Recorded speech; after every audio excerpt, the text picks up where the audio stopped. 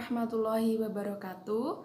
Nama saya Dwi Astuti. Saya dari Pendidikan Bahasa dan Sastra Indonesia tingkat 3A dengan nomor NIM 19110008. Di sini saya akan sedikit menjelaskan materi tentang pemerolehan bahasa pertama dan bahasa kedua untuk memenuhi salah satu tugas mata kuliah yaitu psikolinguistik dan teori belajar bahasa yang diampu oleh Ibu Sutrimah SPD MPD.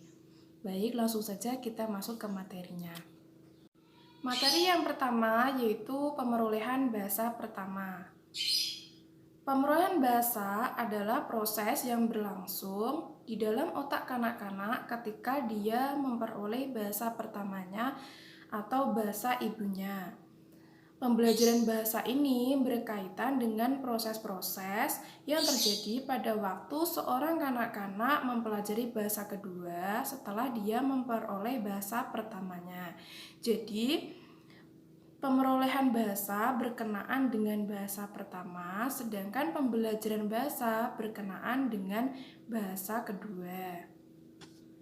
Yang selanjutnya, selama pemerolehan bahasa pertama, Chomsky menyebutkan bahwa ada dua proses yang terjadi ketika seorang kanak-kanak memperoleh bahasa pertamanya.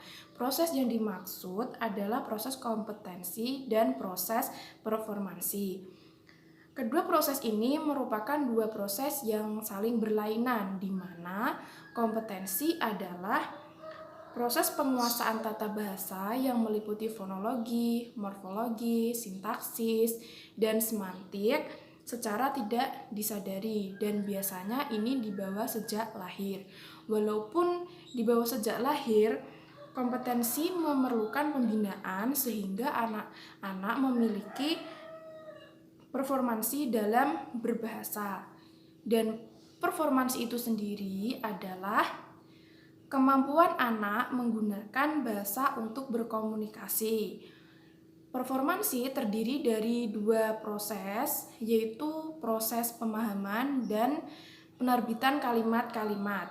Proses pemahaman melibatkan kemampuan mengamati atau mempersepsi kalimat-kalimat yang didengar, sedangkan proses penerbitan melibatkan kemampuan menghasilkan kalimat-kalimat sendiri. Yang selanjutnya yaitu proses perkembangan bahasa anak yang meliputi fonologi, morfologi, sintaksis, dan semantik. Baik, langsung saja kita masuk yang pertama yaitu pemerolehan fonologi. Dalam pemerolehan fonologi ini yaitu kemampuan anak dalam menghasilkan bunyi-bunyi bahasa yang berupa vokal dan konsonan walaupun belum menghasilkan bunyi-bunyi yang sempurna. Contohnya semisal ketika anak-anak pada waktu itu belum bisa mengucapkan bahasa secara benar, secara sempurna, baru bisa mengatakan a atau itu merupakan proses perkembangan bahasa yang terjadi pada pemerolehan fonologi. Yang kedua yaitu pemerolehan morfologi. Dalam pemerolehan morfologi, biasanya pada usia 3 tahun, anak sudah membentuk beberapa morfem yang menunjukkan fungsi gramatikal nomina dan verba yang digunakan. Yang ketiga yaitu pemerolehan sintaksis. Adalah pemerolehan unsur bahasa yang meliputi frasa klausa dan kalimat beserta intonasinya, khususnya pada ujaran dua kata. Yang terakhir yaitu pemerolehan semantik. Pemerolehan semantik ini dilakukan oleh seorang anak dengan mengamati atau mengumpulkan informasi yang sebanyak-banyaknya dari sekitar kehidupannya, dan tentunya yang diamati itu dilakukan oleh seluruh panca inderanya. Contohnya, si anak mengetahui makna jam. Itu awalnya si anak mengacu pada jam tangan yang digunakan oleh orang tuanya. Kemudian si anak memakai kata tersebut untuk semua jenis jam. Materi yang selanjutnya yaitu pemerolehan bahasa kedua. Pemerolehan bahasa kedua adalah rentang terhadap yang dimulai dari menguasai bahasa pertama, ditambah sedikit mengetahui bahasa kedua, lalu penguasaan bahasa kedua meningkat secara bertahap, sampai akhirnya penguasaan bahasa kedua sama baiknya dengan bahasa pertama. Jadi dalam penguasaan bahasa kedua ini kita harus menguasai bahasa pertama terlebih dahulu. Dengan kita menguasai bahasa pertama dan kemudian ditambah sedikit pengetahuan tentang bahasa kedua, itu dapat meningkatkan kemampuan dalam penguasaan bahasa kedua kita secara bertahap, dan akhirnya bahasa kedua kita bisa sama baiknya dengan bahasa pertama. Yang selanjutnya, pemerolehan bahasa kedua terbagi menjadi dua, yaitu secara terpimpin dan secara alamiah. Secara terpimpin ini berarti pemerolehan bahasa kedua yang digunakan kepada pelajar dengan menyajikan materi yang sudah dipahami. Contohnya, semisal kita di sekolah, kita mempelajari bahasa asing, itu dipimpin atau dibimbing oleh seorang guru dengan disajikan materi. Nah, jadi yang secara terpimpin ini dalam penguasaan bahasa kedua atau pembelajaran bahasa kedua, kita dibimbing atau dipimpin oleh seorang guru.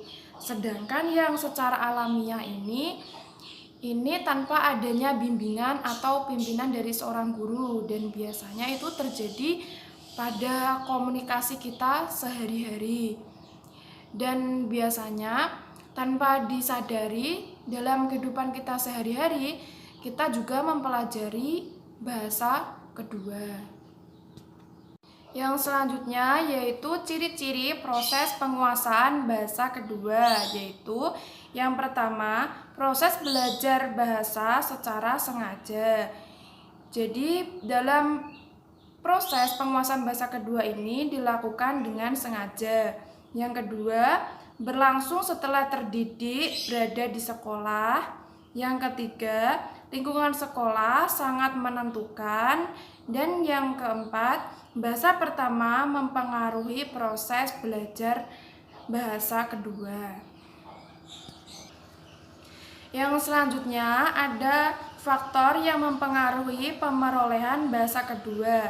Ini ada 5 faktor yang mempengaruhi. Yang pertama yaitu faktor motivasi, yang kedua faktor usia, yang ketiga faktor penyajian formal, yang keempat faktor bahasa pertama, dan yang terakhir yaitu faktor lingkungan. Baik, langsung saja masuk ke faktor yang pertama, yaitu faktor motivasi. Faktor motivasi ini sangat mempengaruhi pemerolehan bahasa kedua, karena dalam faktor motivasi ini biasanya orang yang di dalam dirinya ada keinginan, dorongan atau tujuan yang ingin dicapai dalam belajar bahasa kedua ini cenderung lebih berhasil dibandingkan orang yang belajar bahasa kedua tanpa dilandasi atau didasari oleh keinginan, tujuan atau motivasi tersebut. Yang kedua ada faktor usia. Faktor usia ini juga sangat mempengaruhi pemerolehan bahasa kedua, di mana biasanya anak-anak itu lebih cenderung berhasil dalam mempelajari bahasa kedua dibandingkan dengan orang dewasa. Karena biasanya anak-anak itu lebih mudah atau menerima bahasa baru dibandingkan dengan orang dewasa. Karena biasanya orang dewasa itu lebih cenderung sulit atau merasa kesulitan dalam menerima bahasa baru. Yang ketiga yaitu penyajian formal. Pembelajaran atau penyajian bahasa secara formal ini tentunya sangat berpengaruh terhadap kecepatan dan keberhasilan pembelajaran bahasa kedua, karena disebabkan oleh faktor atau variabel yang sengaja disediakan. Berbeda dengan pembelajaran secara naturalistik atau alamiah, karena tanpa adanya faktor atau variabel yang sengaja disediakan. Faktor yang keempat yaitu faktor bahasa pertama. Faktor bahasa pertama ini sangat mempengaruhi pemerolehan bahasa kedua, di mana hal ini terjadi karena biasanya pembelajar bahasa kedua ini secara tidak sadar melakukan transfer unsur-unsur bahasa pertamanya ke dalam bahasa keduanya. Misalnya si pembelajar bahasa kedua ini bahasa pertamanya bahasa Jawa dan kemudian dia belajar bahasa Indonesia, tanpa disadari dia mentransfer unsur-unsur bahasa pertamanya ke bahasa kedua. Contohnya, si pembelajar ini mengatakan, saya lagi mumet. Kata mumet itu adalah unsur-unsur bahasa pertama yang tanpa disadari dia transfer ke dalam bahasa keduanya. Yang terakhir yaitu faktor lingkungan.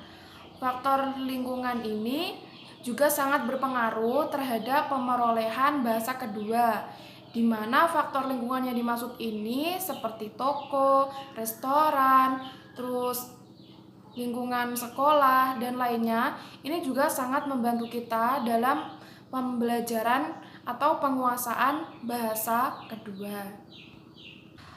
Jadi seseorang atau masyarakat yang sudah menguasai bahasa pertama dan bahasa kedua itu bisa dikatakan dengan masyarakat dwibahasa, yang dimana masyarakat tersebut mampu atau dapat menggunakan dua bahasa, yaitu bahasa Jawa dan bahasa nasional secara bergantian.